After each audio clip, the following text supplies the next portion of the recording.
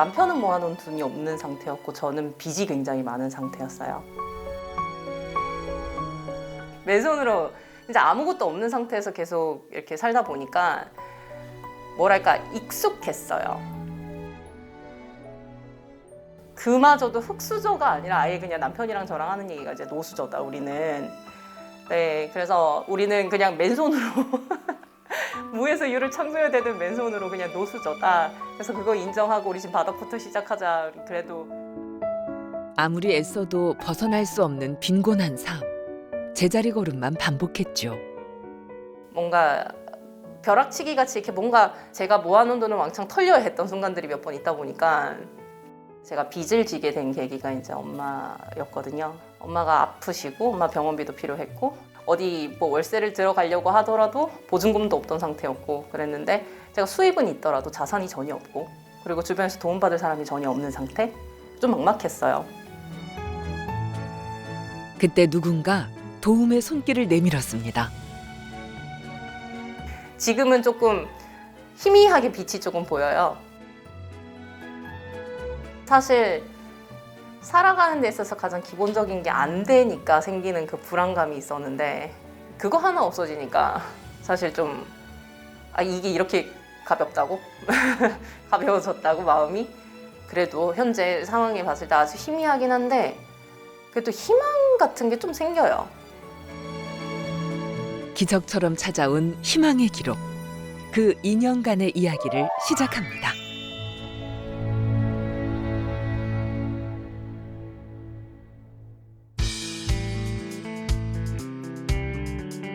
경제 한파로 차갑게 얼어붙은 도시. 그 어느 때보다 긴 겨울이 예상됩니다. 불확실성 때문에 심적으로 많이 힘들어하는 것 같습니다. 음식을 사 먹어도 뭐 배달비 자체도 비싸고 만들어 먹는 것도 싸지는 않다고 생각을 하거든요. 물가가 계속 치솟고 있고 주거지도 불안정하고 생활 여건도 불안정해서 약간 앞으로 이제 어떻게 미래를 설계하고 살아나가야 될지가 조금 막막합니다. 다양한 빈곤 위협 속에서 흔들리는 사람들. 화려한 도시의 이면에는 불안과 어둠이 숨어 있습니다. 일단 우리나라 빈곤율과 소득격차 수준은 지난 20여 년 동안 굉장히 좋아지는 상황이긴 합니다. 수치적으로는요. 그런데 이제 나쁘게 나타나는 부분들은 일단 첫 번째로는 자산격차가 점차 커지고 있다라는 부분이고요. 소득 하위에 있는 사람과 상위에 있는 사람 간의 자산격차 수준이 외국에 비해서 굉장히 높은 상황이다라고 말씀드릴 수 있고요. 대한민국의 소득 불평등 수준은 OECD 34개 회원국 중 24위로 매우 심각한 상황. 계층 간 격차는 날이 갈수록 벌어지고 있습니다. 복지의 중요성이 점점 더 부각되고 있지만 기존 제도로는 역부족입니다. 국민기초생활보장제도의 문제점이 그동안 많이 지적돼 왔어요. 자격 요건이 너무 까다롭고요. 그래서 예를 들자면은 재산 요건이 좀 까다롭고 피부양자, 부양 의무 조건이 까다롭고요. 근로 능력이 상실됐다라는 것을 증명해야 된다는 그런 조건들도 있고요. 기초생활보장제도에 이제 사각지대가 많이 발생해서 그로 인해서 이제 문제가 많이 발생을 했죠. 경기도 수원의 빌라에서 60대 어머니와 40대 딸 2명의 시신이 발견됐습니다. 안타깝게도 생활고 때문에 극단적인 선택을 한 것으로 추정됩니다. 수없이 되풀이되고 있는 복지 사각지대의 비극. 기존의 한계를 뛰어넘어 혁신적인 시도가 필요한 이유입니다. 시민들의 복지 욕구와 필요에 부응하는 더 나은 복지 시스템은 과연 무엇일까요? 일자리 지원 같은 걸 통해서 이제 소득을 안정적으로 창출할 수 있는 그런 제도가 필요하다고 생각하고 있어요. 취업 전에 무직자인 상태에서 받을 수 있는 지원이 좀 많아졌으면 좋겠어요. 생활비 지원을 해준다거나. 그러니까 일단 먹고 자는데 불편함이 없어야지 이렇게 뭔가 그런 부분에서 좀 소액이라도 좀 지원을 해줄 수 있는 방안이 있었으면 좀 더 마음 편하게 준비를 할 수 있지 않을까라는 생각이 드네요.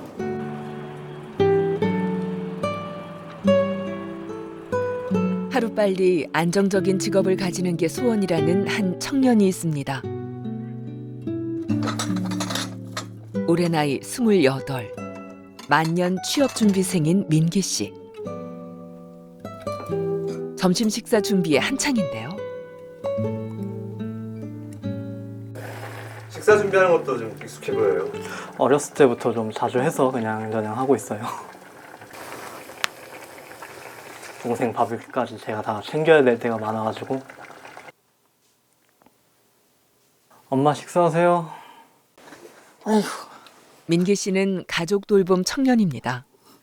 오랫동안 중병을 앓았던 아버지와 그런 아버지를 24시간 보살펴야 했던 엄마, 그리고 어린 동생까지 네 식구 밥상을 책임지며 살아온 세월이 10년도 넘었답니다.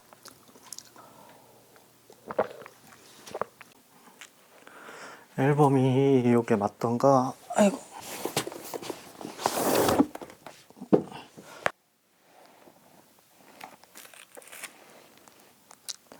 네, 이거 지금 여기 계신 게 저희 아버지세요, 돌아가신. 온 가족이 함께 찍은 처음이자 마지막 가족 사진. 옷 보니까 제가 중학생 때, 네, 중학교 1학년 때 찍은 것 같네요. 그때 이후로는 가족 사진 찍을 기회도 없었고 시간도 잘 없었죠. 아, 저 때도 투병 생활 하실 때 아닌가요? 제가 중학생이니까 이미 아직 한창 하고 계실 때죠. 이제 어머니가 계속 같이 병원 왔다 갔다 하시고요. 평범했던 가족의 일상이 무너진 건 한순간이었죠. 제가 초등학교 3학년 끝날 때쯤, 예, 그때쯤 쓰러지셨어요. 합병증으로. 신부전증 합병증으로. 거의 한 20년 좀 넘게 아버지가 이제 투석을 하신 거죠.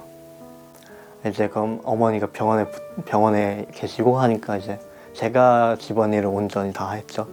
막 이제 뭐 세금 내러 갔다 오는 거라든지 밥하고 빨래하고 이런 거 동생이랑 같이 학교 가는 거라든지. 어머니도 그때부터 이제 경제 활동은 아예 불가능하셔가지고 이제 수급자 나오는 걸로 생활했죠. 한 달 150만 원 가량의 기초 수급으로 네 식구가 근근히 생계를 이어갔던 시절. 한번 쌀이 떨어진 적이 있어요. 반개월 정도는 진짜 라면 하나로만 식사 때운 적도 있어요. 그냥 끔찍하고 힘들다? 네, 진짜. 뭔가를 사려고 해도 계속 가격을 비교하면서 좀이라도 싼 걸 써야 이제 집안 재정에 좀 하고, 취미생활 같은 것도 많이 포기했죠. 사고 싶어도 그냥 그냥 보고만 하고 넘어가죠. 설상가상으로 어머니의 건강까지 나빠지자 민기 씨가 대신 아버지 곁을 지키며 병시중을 전담했습니다. 첫 타임에 이제 투석을 받으세요. 그러다 보니까 그 전날 10시부터 제가 아버지 목욕시켜드리고 한 4시나 5시쯤 장애인 콜택시를 타고 병원을 가면 한 7시쯤 바늘 꽂으세요. 이제 바늘 꽂고서 4시간 동안 계셔야 되는 거죠. 그러다가 뭐 당 떨어진다 하면은 사탕 갖다 드리고, 중간에 갑자기 뭐 화장실 가고 싶다 하면은 부축여서 갔다 와야 되고, 아픈 사람을 온전히 계속 이제 케어를 해야 되다 보니까 저 같은 경우는 월수금 그렇게 움직이면은 벌써 이미 하루가 거의 다 날아가 있죠. 만사 제쳐두고 간병에 최선을 다했던 민기 씨. 하지만 지난 가을 아버지는 끝내 가족들 곁을 떠났습니다. 처음에는 아니라고 믿고 싶었죠. 저번처럼 일어나줬으면 한다는 마음. 가망 없다는 소리 들었을 때 좀 진짜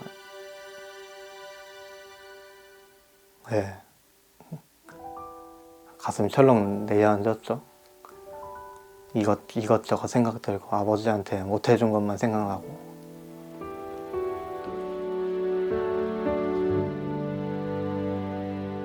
하지만 마냥 슬픔에 빠져 있을 수만은 없었다는 민기 씨. 남은 가족을 건사하려면 부지런히 움직여야 했습니다. 엄마 이제 약 먹어야지. 아픈 엄마의 치료비는 또 어떻게 마련해야 할까요? 민기 씨의 근심이 깊습니다. 그날 오후 민기 씨가 가까운 병원을 찾았습니다. 요 허리뼈가 한 5개가 있는데 네. 제일 아래쪽 5번 허리뼈에서 약간 뼈가 좀 끊겨 보이는 이거를 이제 척추 분리증이라고 하는데 허리에 무리가 되는 그런 동작, 무거운 물건을 든다든지 그런 거는 조금 주의를 해주셔야 돼요. 아이고. 이게 만약에 지금 현재 여기만 딱 분리가 되어 있긴 하지만은 네. 여기서 만약에 더 진행을 하게 되면은 이 요추뼈가 이 청골뼈보다도 조금 더 앞으로 빠지는 그래서 이제 전방견이증이라고 하는 그런 병으로 진행을 할 수 있어요.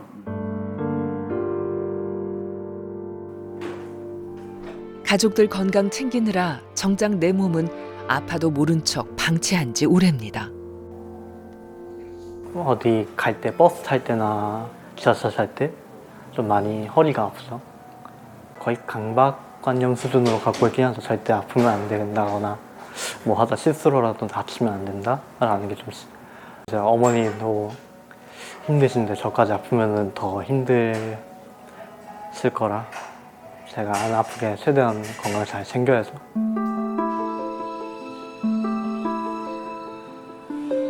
항상 자신보다 가족이 먼저였던 지난날. 솔직히 안 힘들었다면 거짓말이고 많이 힘들고 막 신경질 나고 그랬죠. 진짜 다 때려치우고 싶다는 마음도 있고 그냥 혼자 어디로 그냥 사라져버릴까라는 생각을 안 해본 것도 아니에요, 솔직히. 근데 그렇게 한다고 이게 나한테 벗어날 수 있는 그것도 아니고 차라리 그냥 내가 다 하자라는 마음밖에 없었어요. 혼자서는 감당하기 어려운 삶의 무게. 민기 씨는 오늘도 그 무거운 짐을 이악 물고 버텨냅니다. 우리나라의 경우에 지금 1인 가구가 굉장히 빠르게 늘어나고 있고 개인이 노동시장이나 사회에서 직면하는 경제적 위험에 대해서 완충을 해줄 수 있는 보험 작용이 그런 부분이 굉장히 약화가 되면서 또 가족이 과거에 비해서 전통적인 어떤 가구원들끼리의 어떤 위험을 흡수해주는 그런 보험 기능이 좀 많이 저하가 됐습니다. 더 이상 개인의 문제가 아닌 빈곤. 갑작스러운 빈곤 위험에 처한다면 과연 누가 우리를 도울 수 있을까요? 지난 2022년 3월. 자, 그럼 지금부터 서울 안심소득 시범사업 출범식을 시작합니다. 무엇이 더 나은 소득 보장 제도인지 찾아내기 위한 서울시의 정책 실험이 시작됐습니다. 전문가들의 오랜 연구와 치밀한 설계 끝에 탄생한 디딤돌 소득. 취약계층의 부족한 가계 소득을 현금으로 지원하는 제도입니다.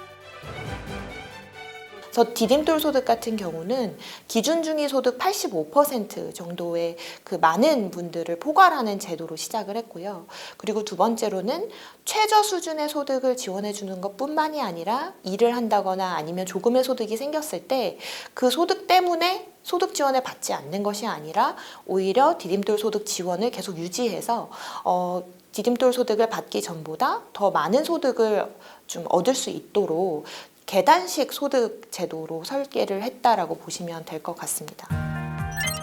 재산과 소득만으로 대상자를 선정하기 때문에 절차가 매우 간편하고 대상 범위와 소득 보장 수준을 대폭 확대해서 최저 생계 지원을 넘어 인간다운 생활을 보장하도록 했습니다. 기원하면서 서울 안심소득 시범사업 3년간 3차례에 걸쳐 최종 선정된 지원 대상자는 총 2,076가구.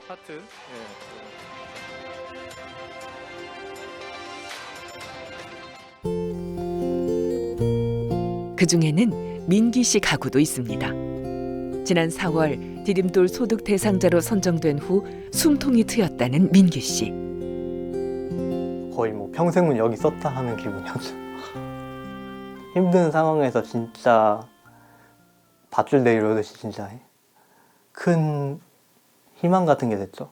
좀 더 여유 있게 좀 생활할 수 있게 됐죠.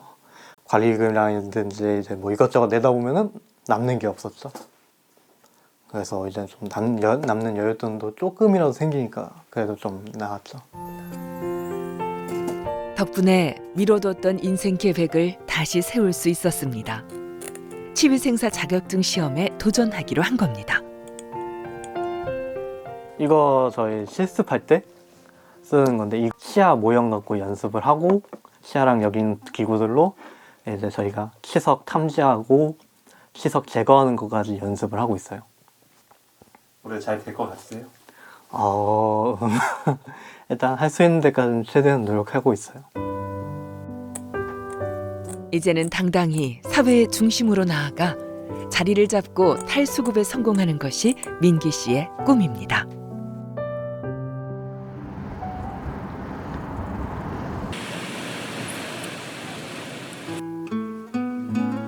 남자 둘이 사는 집입니다. 아침부터 분주한 기석 씨. 5살 무렵 부모님이 이혼한 후로 아버지와 단둘이 살고 있습니다. 여기는 누구 방이에요? 아버님 방입니다. 병원 가셨어요. 병원에. 네. 기석 씨 역시 가족 돌봄 청년입니다. 77세 고령의 아버지를 돌보는데 도같은 돌봄 전문가지요. 약이 굉장히 많네요. 아, 그렇죠. 만성 질환이 있으시기 때문에 약이 굉장히 많습니다. 그리고 이렇게 이거 같은 경우는 알러지 질환약. 알러지가 몸이 많이 가려우시니까 알러지 약이랑 이제 진통제는 뭐 달고 사세요. 혈압제. 고혈압 진단을 받으셔가지고 이게 월화수목금으로 나눈 건데요. 이제 하루에 한 번씩 드시는데 이제 오늘 같은 기준은 목요일인데 안 드시고 나가셨네요. 나이가 있으시니까 제가 안 챙길 수가 없죠. 보호자인데. 네. 기석 씨가 이렇게 살뜰히 아버지를 챙기는 데는 이유가 있습니다.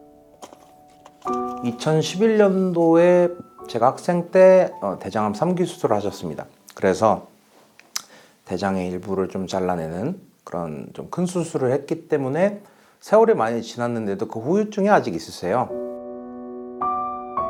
어느 날 갑자기 닥쳐온 불행에 산산조각 나버린 일상. 하루아침에 아버지의 유일한 보호자가 된 기석 씨는 무엇을 어떻게 해결해야 할지 그저 막막하기만 했습니다. 여러 군데 동사무소, 뭐 구청, 뭐 복지재단, 복지센터 정보가 없잖아요. 지금처럼 뭐 스마트폰이 있는 것도 아니고 어린 학생으로서 막 겨울방학이었는데 막 여기저기 다니면서 어떻게 구제를 좀 집이 이렇게 무너졌는데 구제할 방안을 좀 찾는 과정이 굉장히 오래 걸렸고 어려웠죠. 왜 그러냐면 미성년자였기 때문에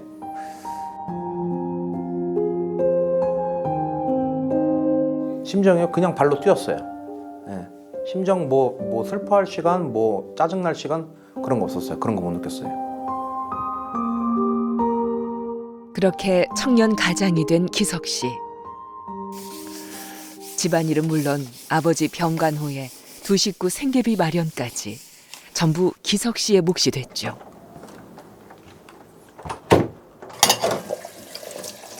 가장 어려웠던 건 역시 먹고 사는 문제.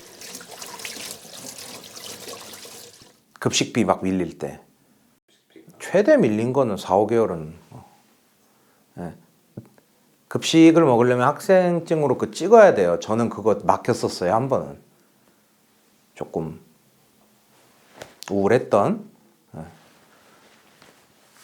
그렇네요. 네. 아픈 기억이 어디 그뿐일까요?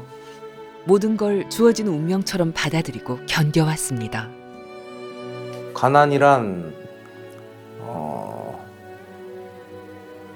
질병이죠. 질병. 뗄 수 없는 질병. 누구한테나. 원래 가난했던 사람이든지 잘 살다가 가난했던 사람이든지 그 병이 한번 걸리면은 참 그 병하고 이별하기가 쉽지 않죠. 그래서 참 무서운 것 같습니다.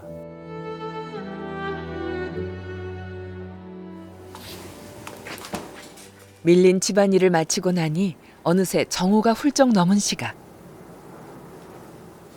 또 외출 준비하시나 봐요? 아, 출근 준비하고 있습니다. 낮 근무를 나가야 돼가지고 조금 옷을 입고 넥타이 좀 하고 있습니다.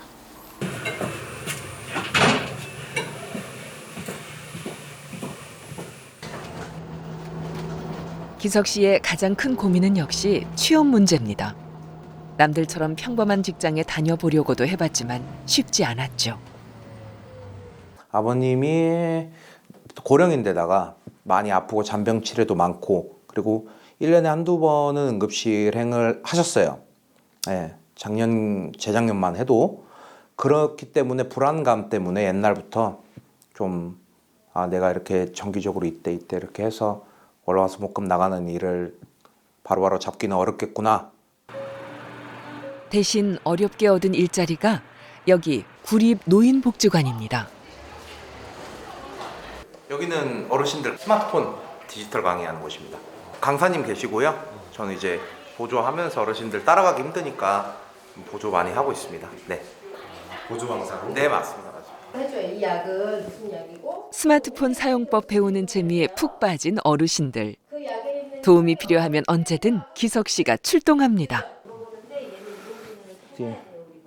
선생님 에이다 하시던 거 아닌가요? 에이다. 오른쪽에 포인트 보이세요? 제일 비싼 500포인트 눌러보세요. 이 상태에서 보내보세요. 어르신들 눈높이에 맞추어 알기 쉽게 설명하고 이해를 돕는 것이 보조 강사의 임무. 보시면 4,300포인트나 있는데 저도 3개월째 지금 배우고 있는데 너무 쉽게 잘 가르쳐 주시고 저희 보조 강사님이 만능이신 것 같아요. 모르시는 게 없어요. 너무 잘 가르쳐 주셔요. 어르신들의 신뢰를 한 몸에 받는 기석 씨. 쉴 틈이 없습니다. 다리 아프시겠어요? 조금 아파요. 오래 서 있다 보니까요.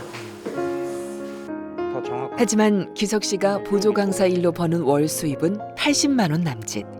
2인 가족의 생활비로는 터무니없이 부족한 액수죠.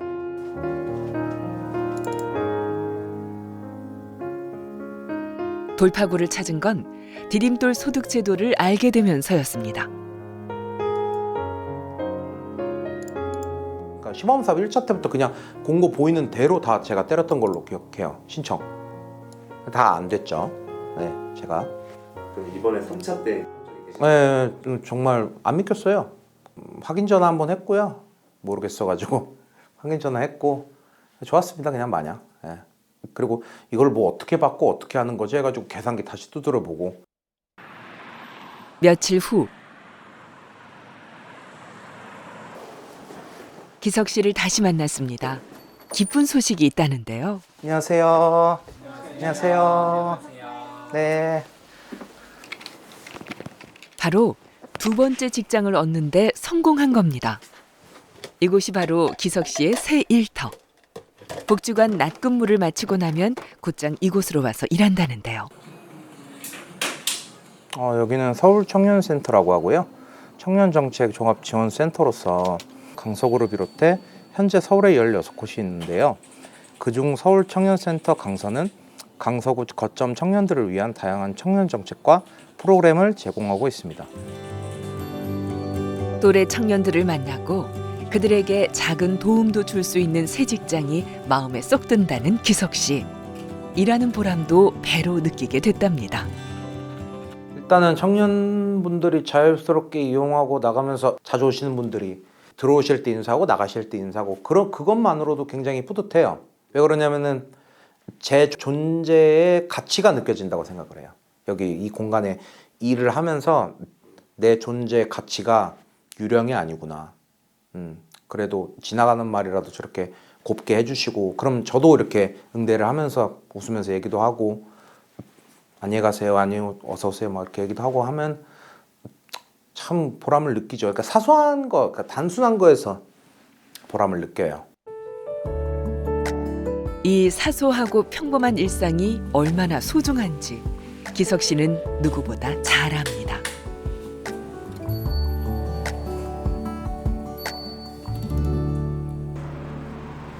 피곤하시겠어요? 아이 뭐 괜찮습니다. 거뜬하죠 뭐. 내일은 뭐 더 좋아지겠죠. 네, 화이팅입니다. 디딤돌 소득은 나에게서 선물이다. 선물은 원래 갑자기 받는 게 좀 기분이 좋잖아요. 갑자기 들어온 손님 같아요. 그래서 더 좋습니다. 선물 같습니다, 저한테는. 네.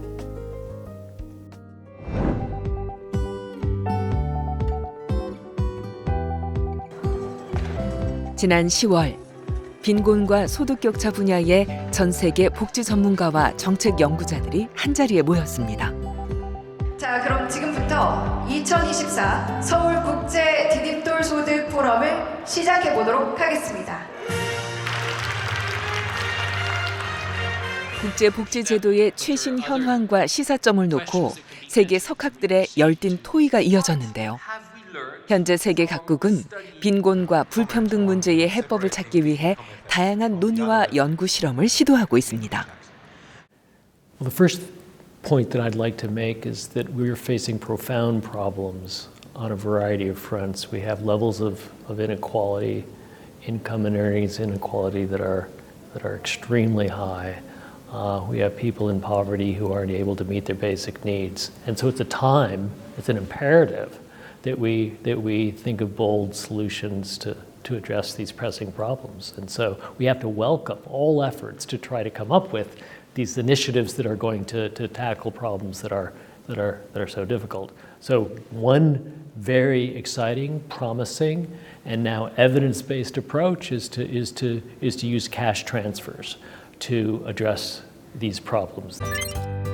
특히 현금 지원 방식에 관한 연구가 전 세계적으로 활발하게 이루어지고 있는 상황.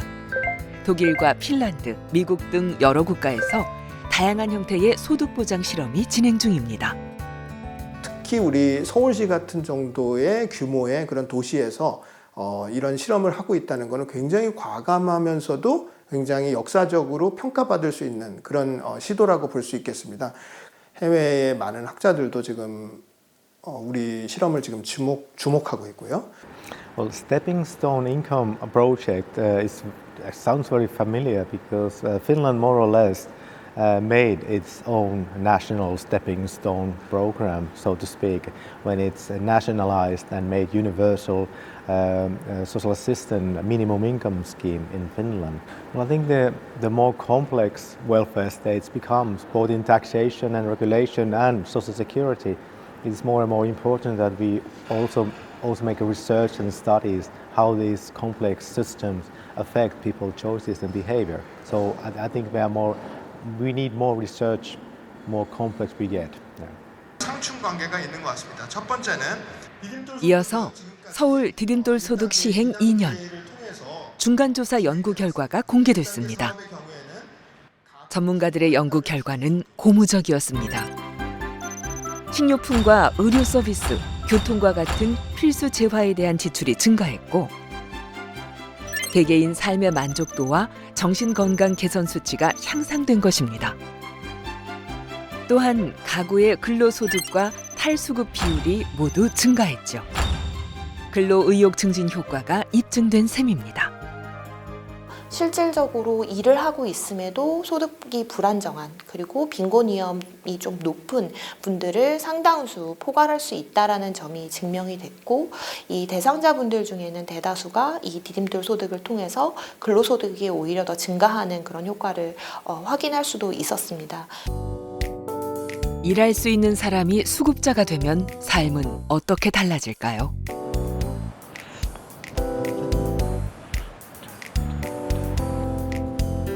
안녕하세요. 저는 PT 트레이너를 하고 있는 유준호라고 합니다.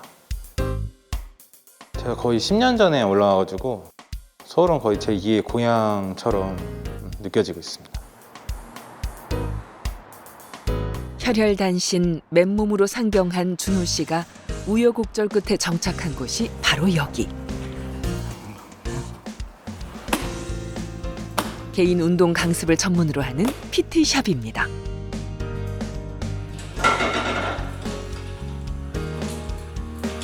이곳에서 날마다 땀 흘려가며 헬스 트레이너로 자리를 잡고 차근차근 꿈을 키워갔죠. 나도 이제 트레이너가 됐으니까 좀 더 이제 뭐 팀장이나 높은 위치로 가보고 싶다라고 생각을 했었고, 그때 같이 공부했던 트레이너 선생님이랑 같이 공동으로 투자해서 차렸습니다. 일 시작하고 한 4년, 5년? 4년 만에 나름대로 열심히 했죠.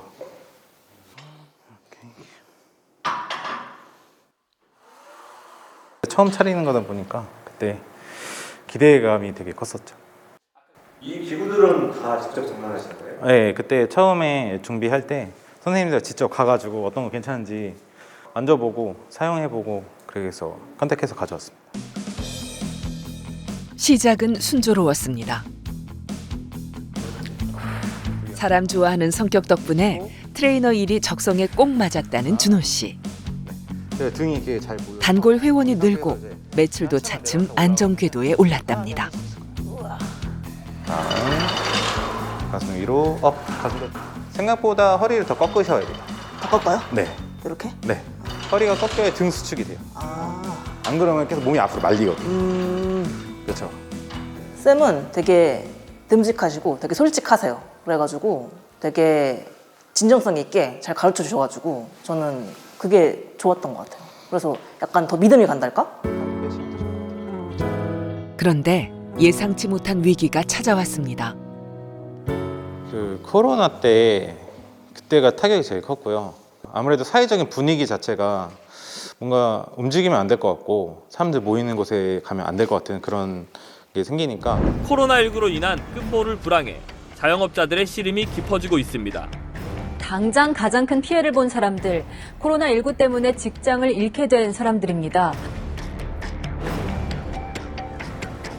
그 시기 때 전반적으로 되게 컸던 헬스장들 많거든요.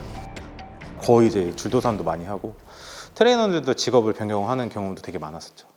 그래서 트레이너들이 막 배달로 많이 가고 뭐 막노동도 많이 하고 그렇게 일이 많이 있었던 걸로 알고 있습니다. 폐업 위기에 몰린 PT샵. 준호 씨는 결국 사업 운영에서 손을 떼고 물러났고 소득은 바닥으로 떨어졌습니다. 급여적인 게 많이 줄어들다 보니까 그 월세가 좀 많이 밀렸었어요.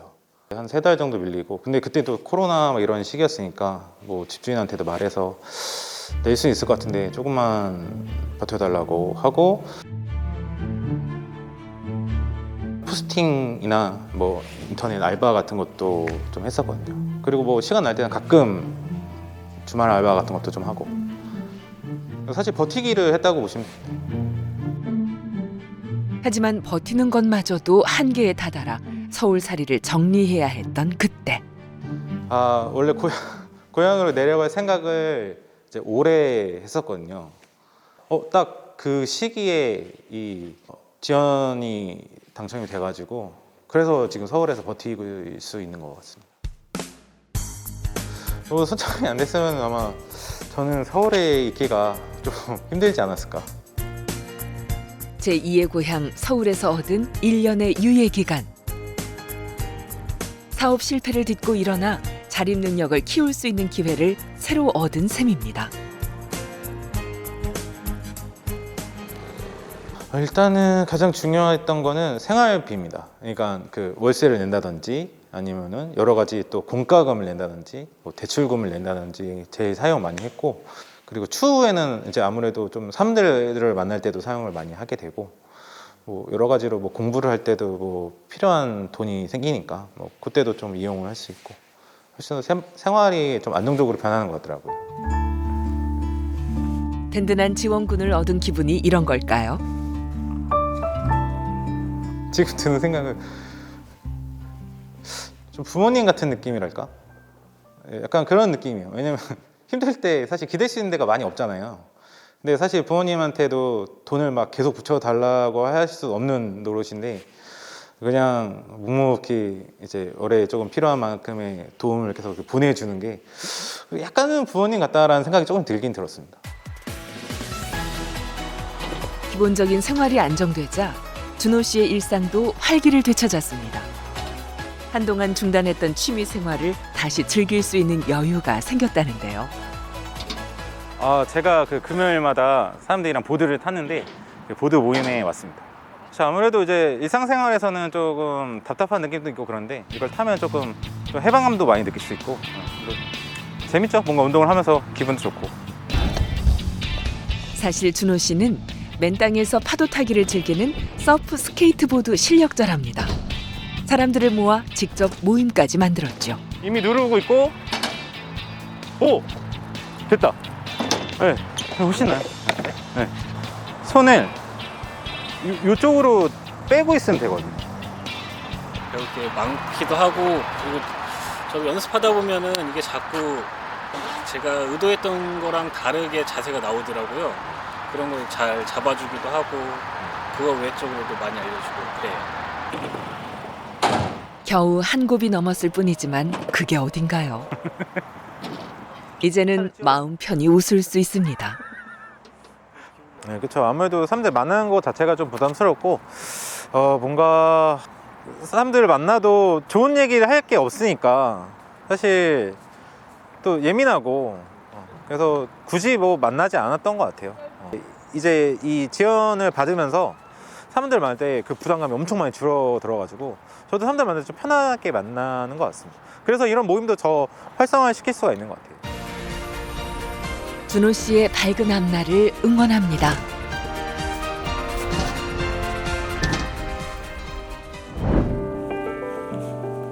(2000년도) 디딤돌 소득 탈수급률은 8.6%. 많은 기적 같은 삶의 드라마를 낳았습니다.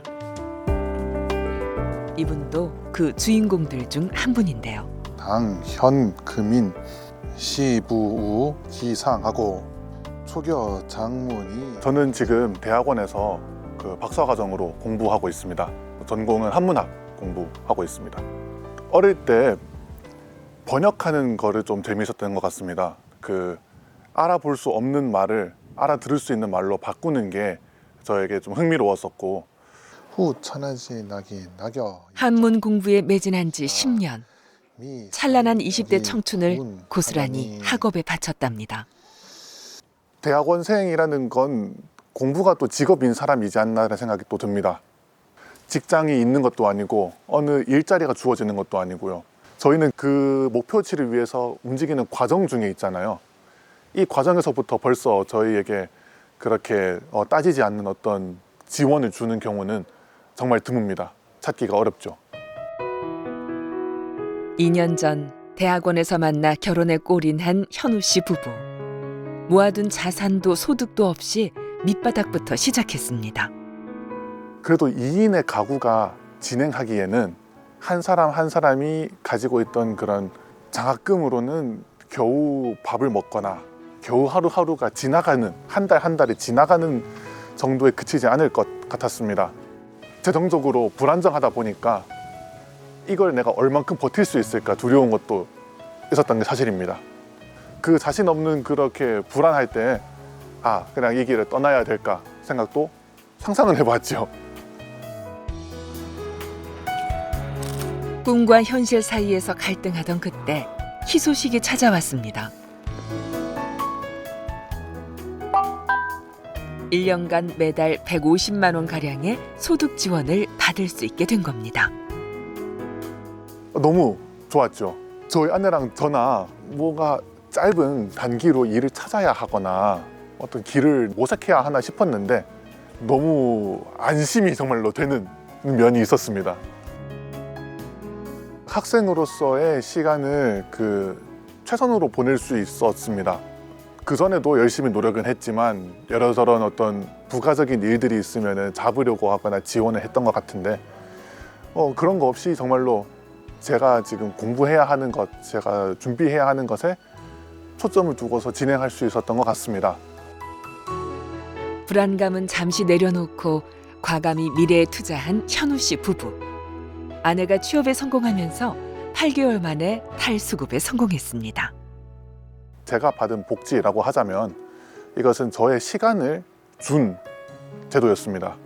그 시간을 통해서 저희 아내는 취직을 할 수 있었고 저 또한 제가 지금 있는 이 영역에서 그래도 부족하지 않은 좋은 결과물들을 조금씩 쌓아나가고 있는 중입니다. 한때 인생의 뒤안길을 비춰준 고마운 빛.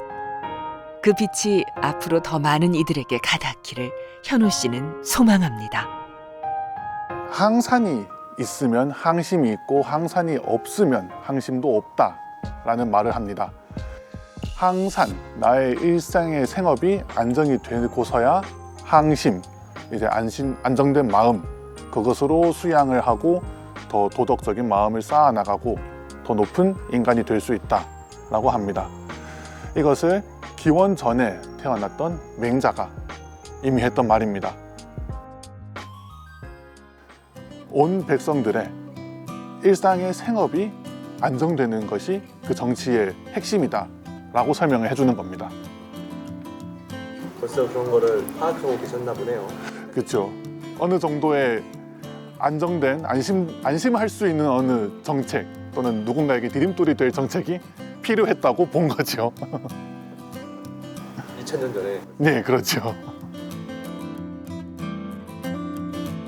우리나라의 지속적 성장과 안정된 사회를 위해 진정으로 필요한 복지제도가 무엇인지 지속적인 연구와 논의가 필요합니다. 우리나라의 어떤 복지제도의 가장 근간을 이루는 국민기초생활보장제도는 벌써 만들어진 지 30년이 되었고 큰 개혁을 한 지도 10년이 되었습니다. 그래서 한 번쯤 돌아봐야 될 시점이 되었다고 보고요. 그때 우리가 좀 고려를 해야 되는 거는 정말 우리 사회에서 복지제도로서 지원이 필요로 하시는 분들이 어떤 분들인지를 식별해내야 되고, 그리고 그분들이 단순히 복지제도에 머물러 있는 게 아니라 경제활동을 하고 사회활동을 하고 이런 식으로 우리 사회의 중심으로 다시 복귀할 수 있도록 만들어주는 제도가 무엇인지를 찾아내는 게 중요합니다. 준호 씨에게 디딤돌 소득은 열심히 살아야 할 이유가 됐습니다. 디딤돌을 지원을 받으면서 삶이 훨씬 더 나아지고 제가 이제 좀 더 뭔가를 열심히 해야겠다. 제가 도움을 받았으면은 제가 나중에 또 이런 도움을 줄 수 있는 상황이 되면 되게 좋겠다고 생각을 하고 돈보다 귀한 희망을 주었습니다. 더 열심히 살아야겠다.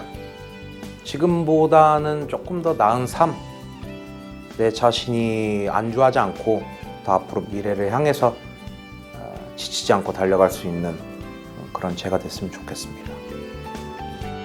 Based on the early results, and insofar as those results continue to be as promising as they are now, it would seem like a strong case could be made for implementing it at scale, providing a cash transfer to the entirety of the low-income population. And if that were to happen, I think Korea would be looked as an example of how one can take seriously the problems of poverty and inequality and do something big and bold about them. 이런 거 이빨이 다 떨어져야 돼. 이제 같이 걸어갑니다. 그래서 더 멀리, 더 오래 걸을 수 있습니다. 큰아들은 어떤 아들이에요? 착한 아들이요. 착한 아들? 예. 여자 같은 딸 같은 아들. 항상 내 말 들어주고 이야기도 많이 해주고 그런 아들이요. 자, 엄마 여기 이쪽 보고. 응. 하나, 둘, 셋. 민기 씨에게 디딤돌 소득은 무엇이었을까요? 신락 같은 희망이요. 진짜. 취직생사 시험 잘 합격하고 어머니 취업 다 잘 끝나시면 좀 여행 좀 다니고 하고 싶죠. 이제 어머니 잘 모시고 행복하게 살고 싶습니다. 이제. 어둠 속에서 더욱 환하게 빛나는 희망이 곁에 있습니다.